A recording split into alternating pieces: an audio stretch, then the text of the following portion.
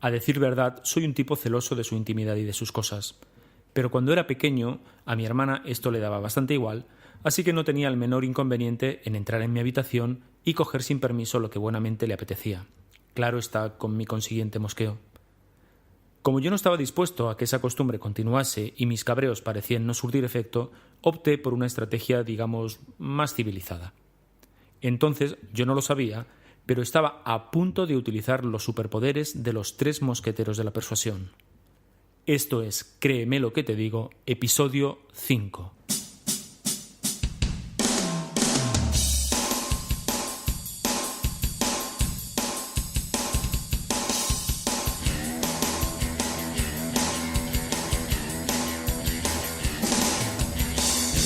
Bienvenidos y bienvenidas a Créeme lo que te digo, el podcast dedicado al mundo de la persuasión en el que voy a explicarte todo lo que tienes que saber para influir, convencer, inducir o inclinar opiniones a tu favor. ¿Quieres saber cómo ser más convincente? ¿Quieres aprender a debatir y discutir sin generar conflictos? ¿Quieres saber cómo hablar en público como un auténtico profesional? Y además, ¿te gustaría aplicar todo esto en tu vida personal y profesional? Si es así, créeme lo que te digo, es el lugar apropiado. Yo soy Óscar Fernández Orellana y te voy a acompañar en esta aventura en la que conocerás los misterios, técnicas y trucos para llegar a ser un auténtico maestro de la persuasión. ¿Estás listo? ¡Comenzamos! Hola, ¿qué tal estás? Bienvenido, bienvenida a un nuevo programa de Créeme lo que te digo, el podcast que dedicamos a conocer todas las ideas, técnicas y trucos necesarios para persuadir y convencer a los demás. Hoy te he preparado un programa sumamente interesante porque vamos a tratar acerca de uno de los conceptos básicos para entender el mundo de la persuasión. Pero ya sabes, antes te recuerdo que en interaccionhumana.es tienes a tu disposición un blog con más de 100 artículos dedicados al mundo de la influencia, la persuasión, las destrezas para hablar en público y el liderazgo. Por otra parte, si te suscribes, además de hacerme muy feliz, te podrás descargar totalmente gratis el ebook Sé más persuasivo e influyente, en el que te explico los 10 ingredientes básicos para entender el fenómeno de la persuasión. Además, si tienes algún tema de interés y no lo encuentras en el blog, mándame un correo electrónico con el formulario que encontrarás en la web y estaré encantado de escribir un artículo para ti. Ahora sí, venga, vamos con los 3 mosqueteros de la persuasión. En la introducción del programa te contaba las disputas que tenía con mi hermana debido a la invasión de fronteras que realizaba cuando éramos críos. También te contaba que, como mis cabreos no tenían demasiado efecto, decidí utilizar otras estrategias, digamos, más civilizadas. Lógicamente, pues lo primero que hice fue decirle que no podía entrar en mi habitación sin permiso, a lo cual mi hermana me preguntó que por qué. Bueno, para convencerla, lo primero que hice fue apelar a mi autoridad de hermano mayor, así que le dije lo siguiente: no puedes entrar en mi habitación porque te lo digo yo que soy tu hermano mayor. A lo cual mi hermana contestó: ¿ya y qué? Bueno, vale, primer fracaso. Parece que mi autoridad como hermano mayor en este caso no era suficiente. Segundo intento, apelemos a la razón. Le dije: es que los pequeños obedecen a los mayores. A lo cual mi hermana me contestó: bueno, pues eso no es del todo así porque los papás son mayores que tú y entras en su habitación cuando quieres y sin permiso. Segundo fracaso, apelar a la lógica de la razón parece que tampoco dio resultado. Tercer intento, si la autoridad no funciona y la lógica tampoco, apelemos a las emociones. A lo cual le dije: ¿te gustaría que yo entrase a tu habitación sin permiso y lo tocase todo?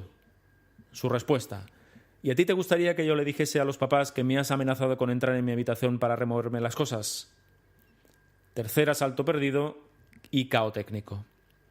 Bueno, pues ese día aprendí un par de cosas. La primera es que mi hermana es bastante más inteligente que yo, y la segunda es que una de las mejores formas de salirte con la tuya es utilizar la misma munición que utiliza el contrario.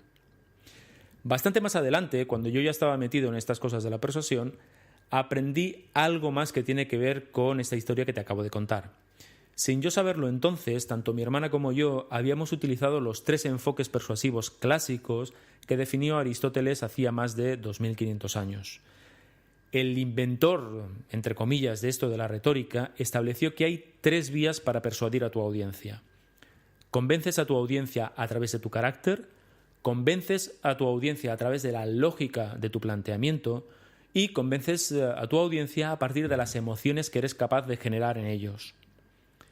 A lo largo de todo el podcast voy a utilizar terminología clásica para referirme a estos tres mosqueteros, a estas tres formas de convencer a tu interlocutor. Hablaré de ethos o etos, como tú quieras, para referirme a la vía de convencimiento basada en el carácter de la persona que persuade. Hablaré de logos para referirme a la estrategia de convencimiento basada en la lógica de la argumentación y hablaré de pathos o de patos cuando me refiera al enfoque persuasivo basado en generar emociones en los demás. Bueno, estos son los tres mosqueteros de la persuasión: etos o ethos, logos y patos o pazos. Vamos a ver en qué consiste cada uno de ellos de forma general y más adelante, en otros episodios del podcast, dedicaré específicamente un capítulo a cada uno de ellos. Lo hago porque créeme que este tema que vamos a tratar en el podcast de hoy es tal vez una de las cuestiones más importantes que debes conocer para mejorar tu habilidad persuasiva. Déjame aclarar antes una cuestión. Cuando digo que existen tres vías para persuadir a una persona, no estoy diciendo que debamos optar por una de las tres. De hecho, las tres funcionan en conjunto y las tres tienen que ser tenidas en cuenta a la hora de ajustar tu mensaje al público al que quieres persuadir. Es decir, tú en un momento determinado puedes optar por cargar las tintas más en el ethos, más en el logos o más en el patos, pero la mejor forma de persuadir a tu audiencia es cuando combinas las tres. Venga, vamos al ethos, vamos a ver qué significa esto del ethos. Vamos a ver si esto te ha pasado alguna vez o has vivido alguna situación similar. Imagínate que en una reunión de trabajo con tus jefes para solucionar alguna cuestión, aportas una idea que pasa sin pena ni gloria. Un tiempo más tarde llega, un consultor externo, aporta la misma idea y a tu jefe le parece fantástica. ¿Qué ha pasado? La idea es la misma. ¿Qué ha cambiado? Bueno, pues ha cambiado quién la dice, la autoridad de la persona que aporta la idea. Solo eso ha cambiado. Pero parece ser que quien dice algo tiene peso a la hora de determinar si una idea es más o menos persuasiva. Ethos es eso, es el poder de convencimiento que tiene una persona por ser quien es, por el carácter que le otorgan los demás. Yo lo suelo explicar con esta metáfora. Imagínate que vas caminando por la calle, te diriges a un lugar donde hay más personas y resulta que sopla viento de espaldas. Bueno, pues tu olor que llega a ese sitio antes de que tú llegues, eso es tu ethos. Entonces, ese olor puede ser un perfume agradable o todo lo contrario. Pero ethos también es, digamos, el perfume o el olor que dejas cuando te vas. Es decir, el ethos es eso que te anticipa, es ese perfume, ese olor que llega antes de que tú llegues y es el perfume, el olor que dejas cuando te vas. El ethos tiene que ver con tu reputación, tiene que ver con tu fiabilidad, tiene que ver con ser digno de confianza con relación a las personas a las que quieres persuadir. Tiene que ver con ser percibido como una persona desinteresada. Tiene que ver con si te perciben como una persona de buena fe. Tiene que ver con el saber hacer práctico y técnico, es decir, con demostrar o que los demás perciban que sabes de lo que hablas. Y esto es así porque nos convencen más las personas que tienen buena reputación que las personas que no la tienen. Nos convencen más las personas que pensamos que podemos confiar en ellas.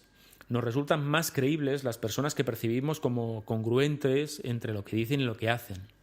Y muy importante, confiamos en las personas que percibimos que son como nosotros, que defienden los mismos valores o que piensan cosas parecidas a las que nosotros pensamos. Como ves, el ethos tiene que ver con la percepción que nuestra audiencia tiene de nosotros. Es una especie de intuición que generamos en los demás y que les lleva a sentir que somos de fiar. Por eso, el ethos es la base de la persuasión. Sin ethos no hay posibilidad de persuadir. Sin ethos no hay paraíso. De los tres mosqueteros, ethos, logos y patos, el ethos es el principal porque, por muy buena que sea tu idea, si no resultas fiable, esa idea no irá muy lejos, no tendrá demasiado recorrido.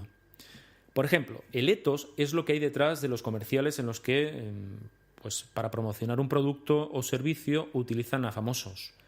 La idea es asociar o traspasar el ethos de esa persona conocida, de ese famoso que tiene una buena reputación, a la marca, al producto o al servicio que comercia, que presenta. También es ethos el motivo por el cual te interesa tener recomendaciones de LinkedIn. Es decir, tú hay muchas ocasiones en las que ves un perfil, miras un perfil de LinkedIn y vas a ver las recomendaciones que tienes. Entonces pensamos que si tiene muchas recomendaciones y si esas recomendaciones son de personas, digamos, de cierta entidad, el perfil de esa persona cobra peso, es mucho más creíble. También es ethos lo que hay detrás, por ejemplo, de TripAdvisor. Cuando organizas un viaje o cuando quieres reservar un hotel y miras TripAdvisor, lo que miras es las reseñas, la credibilidad de ese establecimiento a partir de lo que dicen otras personas. También es ethos el motivo por el cual te pido que valores con 5 estrellas este podcast en iTunes o que recomiendes los artículos del blog. ¿Por qué? Bueno, pues porque el hecho de que tú recomiendes o que tú otorgues 5 estrellas a este podcast o recomiendes los artículos hace que otras personas crean más que el contenido que ofrece este podcast y los artículos es un contenido útil. Así que, como ves, el ethos, bueno, pues nada tiene que ver con el contenido de lo que dices, sino contigo, con tu carácter, con el nivel de credibilidad, con el nivel de confianza que tú generas en los demás. El ethos lo que te permite es ganarte el derecho a influir. Por eso, como te dije en anteriores episodios del podcast, persuadir no es algo que puedas tomar voluntariamente, sino que de alguna forma son los demás los que te permiten que les persuadas. Y lo hacen a partir del ethos que te atribuyen. Bueno, ya conocemos el ethos. Vamos con el siguiente mosquetero. Vamos a hablar del logos. El logos tiene que ver con algo así como que te persuado por la lógica de lo que digo. Es decir, te persuado porque mi propuesta, mi planteamiento, mi argumentación suena lógica, suena razonable. Si por un lado el ethos apela a la intuición de la audiencia, el logos apelaría a la parte racional de las personas. El logos viene a decir algo así como espero convencerte porque mi argumentación logra parecerte razonable y no encuentras, digamos, otra explicación que sea más razonable que la que yo te ofrezco. Por eso me crees a mí. Cuando una persona dice que lo lógico es tal cosa, o esto es de sentido común, o como todo el mundo sabe, o es evidente que, está apelando a la razón para argumentar, está apelando al logos. Por tanto, el logos es la cadena de razonamientos que utilizamos para convencer de nuestra propuesta a los demás. Es cómo partimos de una idea que llamamos premisa y vamos enganchando con otras premisas hasta llegar a la conclusión que queremos demostrar. Eso es logos. Fíjate que cuando hablo de logos, hablo de sonar razonable, no de poseer la verdad absoluta. Sé que lo que voy a decir a continuación es abrir un melón. Es un melón que cerraré en otro capítulo del podcast posterior porque es de vital importancia que entiendas esto que te voy a contar para no confundirte acerca de lo que es persuasión. Mira, la retórica no tiene que ver con la lógica formal y deductiva que, por ejemplo, utilizan las matemáticas o la ciencia. Las matemáticas o la ciencia utilizan comprobaciones matemáticas para demostrar las hipótesis. Las pruebas que utilizan son categóricas, es decir, no dejan lugar a la duda. Los teoremas matemáticos son así porque las comprobaciones matemáticas que se realizan han demostrado que lo que se dice es verdad. Por otro lado, la ciencia, o en ciencia, una teoría es verdad hasta que a través del método científico no se demuestra que es falsa. Y así es como avanza la ciencia. Es decir, establecemos hipótesis, esas hipótesis se contrastan a través de los experimentos que montamos expresamente y matemáticamente o estadísticamente demostramos que nuestras hipótesis son ciertas o no son ciertas. Esas son pruebas categóricas de refutación o de aceptación de hipótesis. Pero eso pasa en el mundo de las ciencias duras, en realidad, o en el mundo de las matemáticas o en el mundo de la lógica formal. Digamos que en el mundo de las cosas, en el mundo real, en nuestro mundo del día a día, las cosas no son así de tajantes. Déjame que te ponga un ejemplo. Imagina que nunca